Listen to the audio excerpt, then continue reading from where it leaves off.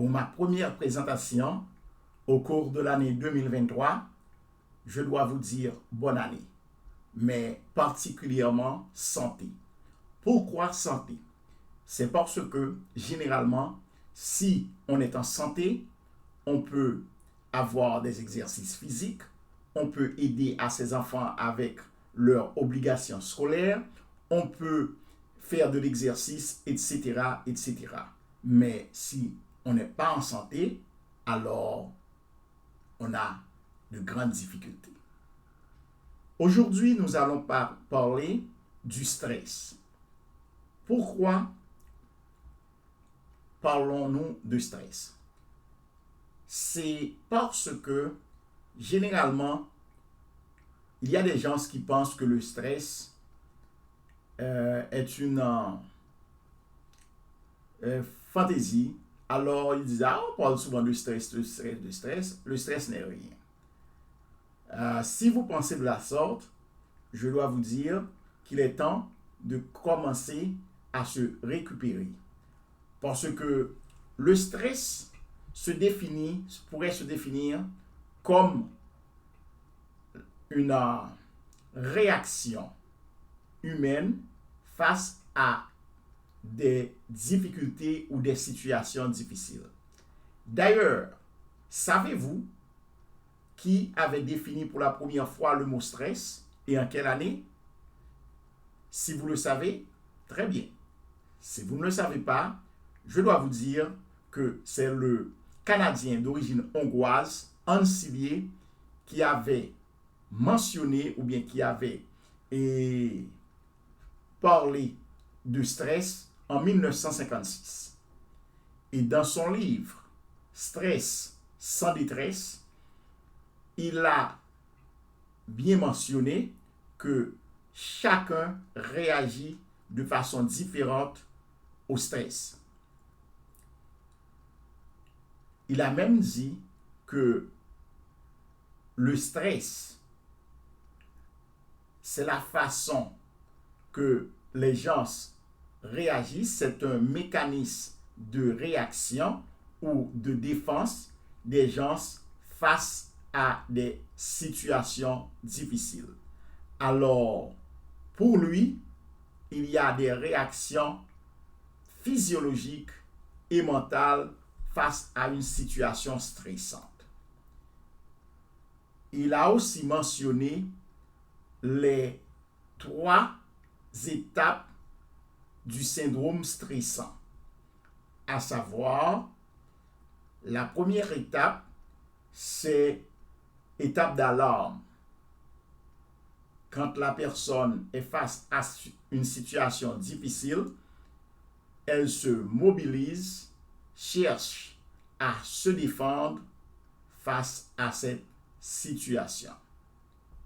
La deuxième étape, c'est la résistance face aux agents stressants.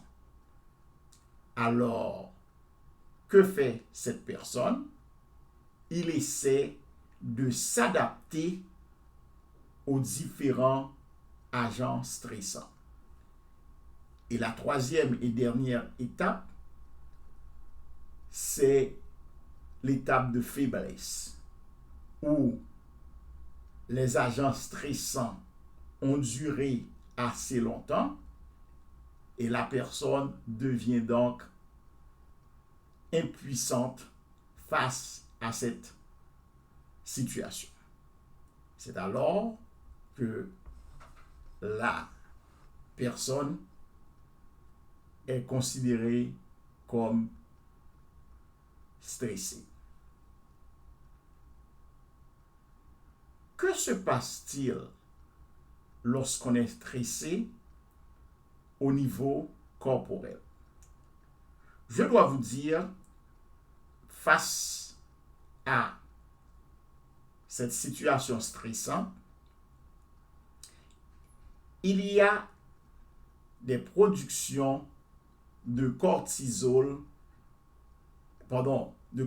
et au niveau de cortisol et de glandes suprarénales au niveau des reins qui vont stimuler le cortex cérébral et l'hippocampe.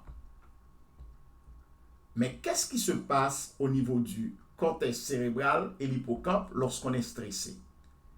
Alors, l'hippocampe va donc diminuer l'effet de cortisol pour régulariser la situation. Tandis que le cortex cérébral sera responsable de immobiliser les agents stressants. Mais il arrive à un certain moment que la production de cortisol est trop élevée et l'hippocampe ne peut plus diminuer ou bien ne peut plus réagir face à la production de cortisol.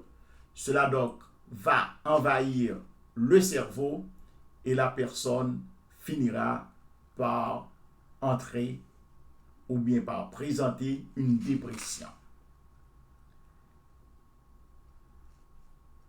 Dans ma pratique, généralement, je dis aux gens que le stress est la porte d'entrée de toutes les maladies. Pourquoi? C'est parce que, comme vous venez de l'écouter, quand vous êtes stressé, vous avez une production de cortisol qui peut donc affecter le cerveau. Et comment va cette production affecter le cerveau? C'est parce que le cortisol par exemple, pourra envahir l'hippocampe, et comme l'hippocampe est responsable de l'apprentissage et de la mémoire, alors vous aurez des troubles vous pouvez avoir des troubles de mémoire et d'apprentissage. Lorsque vous êtes soumis au stress, il y a des symptômes du point de vue physique, signes et symptômes du point de vue physique, du point de vue mental et du point de vue de comportement. Quelles sont ces réactions ou bien comment se manifestent-elles? Du point de vue physique, la personne stressée peut avoir de la céphalée, peut avoir ce qu'on appelle des douleurs abdominales, des troubles de sommeil et d'appétit. La personne peut aussi avoir ce qu'on appelle vertige. Au niveau mental, on pourra remarquer chez les gens des problèmes comme au niveau du libido, c'est-à-dire le désir sexuel sera diminué et la personne pourra être anxieuse. Au niveau du comportement, la personne peut avoir tendance à s'isoler. Elle peut avoir la tendance à éviter les situations difficiles. Et, en dernier lieu, cette personne peut avoir recours à ce qu'on appelle la consommation excessive de café, d'alcool et d'autres types de drogues, marijuana, etc., etc. Lorsqu'on pense de façon négative, la personne affectée ou stressée peut avoir une perception négative de soi. Alors, lorsqu'on pense de façon positive, cela peut être encourageant et cela peut affecter votre santé positivement. Mais toute pensée négative conduit donc à des problèmes au niveau sanitaire. C'est pourquoi je dis souvent aux gens, il y a des situations stressantes qu'on peut contrôler ou limiter. Il y en a d'autres que l'on ne peut pas. Alors, vous ferez de votre mieux pour éviter celles que vous pouvez contrôler et les autres, vous devez peut-être recourir à un médecin ou à un professionnel de la santé pour vous aider. La question que vous pouvez me poser à présent est la suivante. Je donne une définition de stress, je parle de stress, mais où sont les moyens pour l'éviter ou pour le combattre? Je dois vous dire, la première chose à faire serait donc d'éviter le sucre, de ne pas s'installer sur des cas lorsqu'on n'a pas la solution. Si on essaie une première fois, une deuxième fois, une troisième fois, on laisse tomber et c'est parce que cela ne dépend pas de vous. Alors, c'est là qu'il pourrait être nécessaire de voir un professionnel de santé ou chercher l'assistance d'un professionnel de santé. L'autre chose que je pourrais vous conseiller, c'est d'éviter le café, le chocolat, l'alcool. En d'autres termes, les produits irritants et l'alcool. Alors, je vous parle de ce que vous devez éviter, mais qu'est-ce que vous pouvez faire?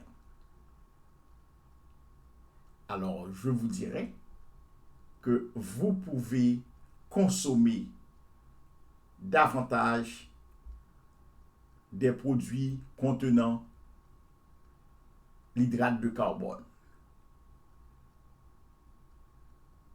tels que le maïs, le riz et les céréales entières ou céréales complètes. Les exercices physiques peuvent aussi vous aider. Un bain chaud avant de se coucher la nuit est aussi conseillé. Mais il y a des gens qui n'auront pas trouvé les résultats espérés avec ces conseils. Alors, c'est à ce moment qu'il sera donc nécessaire de consulter un professionnel de santé. Alors, si vous avez ce genre de problème et vous voulez consulter un professionnel de santé ou un naturopathe, vous pouvez contacter le docteur Charles Villefort au 516 830 7371. Le téléphone, c'est le 516 830 7371 ou le 516 830 73 71. Vous pouvez aussi me contacter par YouTube. Vous pouvez aussi me contacter par Gmail, par WhatsApp. Mais la bonne nouvelle est la suivante. Vous n'avez pas besoin de passer à mon bureau au 70 Sunrise Highway, Valley Stream, New York, pour recevoir mon assistance. Avec l'aide de la technologie, on peut aussi le faire par Zoom. On peut aussi le faire par ce qu'on appelle des appels vidéo. Alors, pour finir, je vous dirai que la vie est simple, mais nous les hommes, nous compliquons cette vie, cette simplicité, parfois avec nos comportements, mais il est important que vous soyez en bonne santé, mentalement et physiquement, pour pouvoir atteindre vos objectifs. La meilleure façon de le faire, c'est de penser de façon positive et, si est nécessaire, de consulter ou bien de voir ou de visiter un professionnel de santé. Alors, comme je vous l'avais bien dit, encore une fois, bonne année 2023 en commençant par la santé et encore de la santé pour les années à venir. Nous allons nous arrêter là avec notre première présentation pour l'année 2023 en espérant de vous revoir prochainement. Merci